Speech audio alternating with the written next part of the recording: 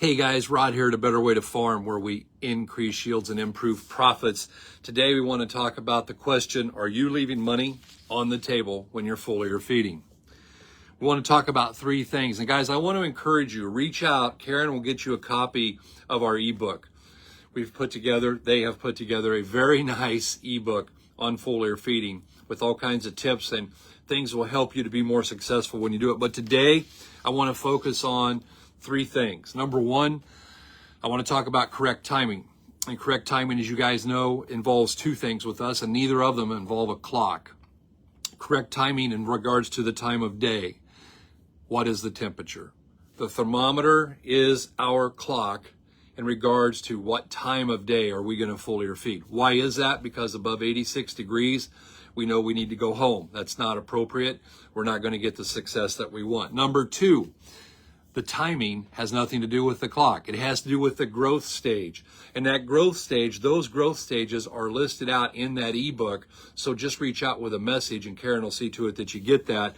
But guys, that's really, really important. If we hit the growth stages right, we increase our opportunity to make money tenfold. And if we hit it wrong, we really increase our opportunity to lose money significantly because we don't want to do that. Number two, the next tip, one thing that might help you not leave money on the table is, are you using the right surfactant? We have a surfactant that is a 100% non-ionic surfactant, and that is the best we have ever seen. I know in other videos I've shared the story of Kayla and her science fair when she compared this surfactant to others, especially to the second best one on the market, which costs twice as much and actually performs about half as well in her scientific testing. And so you could be interested in that. And you reach out, we talk to you about how to get your hands on that product and what it can do for you and how it can make you more successful. Because the bottom line is, guys, if we put it on there, but it doesn't get into the plant, then it doesn't really do us any good. And so we want something that's really going to increase the ability of those nutrients to go into the plant.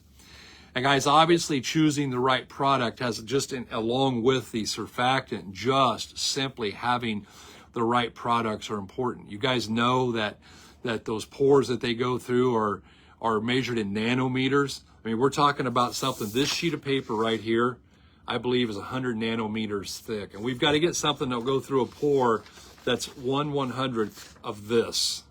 And that's pretty small. And so we want to make sure that we're using the right products. Charge is important. We want to make sure they've got the right charge. And certain nutrients don't translocate very well. For instance, boron. And so you're looking for a boron. We actually have an additive in our boron that makes it translocate better, that helps it move into the new growth. And that's really important because we need boron throughout that plant. And so if we're short on boron, and 90% of us are, then we want to make sure that we've got a product that is built for doing this.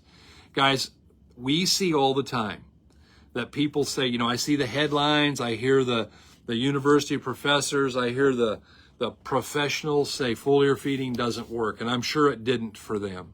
We have a book. It's a great big book, and it's called People Who Tried Foliar Feeding and Failed Miserably, and there's millions of names in that. And the fact of the matter is, guys, trying something but doing it incorrectly doesn't make it happen. It doesn't make any difference what it is that we're going to do. We can fail at it if we do it incorrectly. The simplest job in the world, planting corn, we can fail at it. We drive too fast. We don't prepare the seed bed right. We don't have the right equipment.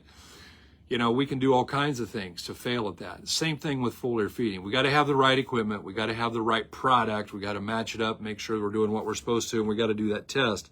So step one is timing. Reviewing here, and timing has to do with the stage of the plant, and it has to do with temperature.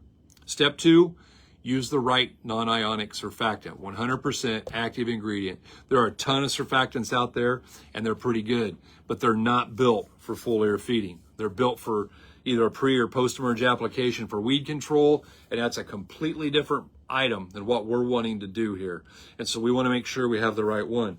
The third thing that we encourage you to do when you're foliar feeding is to do the exact amount of sugar. You guys know that we love sugar. We know that our product has 3 different forms of sugar. It works really, really well, and we see great results from that. You guys, I did a podcast specifically on sugar. I want to encourage you to go find that podcast. You guys know you can find us on TikTok at A Better Way to Farm. You can go to the podcast platform of your choice, type in A Better Way to Farm, or you can get us here on Facebook as well as our website, abetterwaytofarm.com. And I encourage you to do that. But in regards to the podcast, go back and find the one on sugar where I cited university data talking about the advantages of sugar in regards to pest control. Not my words, their words. Where I cited someone from the USDA talking about pest control through the use of sugar. And I find that very, very interesting because when they're saying it, then it's okay. If I'm saying it, then I'm in trouble. So I'm not saying it. I'm just telling you to go look at the podcast. The studies are cited. You can find them and read for yourself and see what it can do. But there are other things. It also feeds beneficial bacteria. Obviously, it's going to make it a little more sticky. And so there are a lot of reasons to use that product. So guys, if you're not doing this way, you probably are leaving money on the table when you foliar feed. If you're not foliar feeding your best 50% of your acres, you're leaving money on the table. Typically, our growers are foliar feeding anywhere between 50 and 100% of their acres the first time, the first window. The second time, they're doing about half of what they did the first time. The third time, they're coming in there and they're hitting half of that second half. So it's 150, 25 typically for a lot of our guys because they know that we're going to get a percentage of increase, and we just want to keep feeding the best, pushing as hard and as far as we can.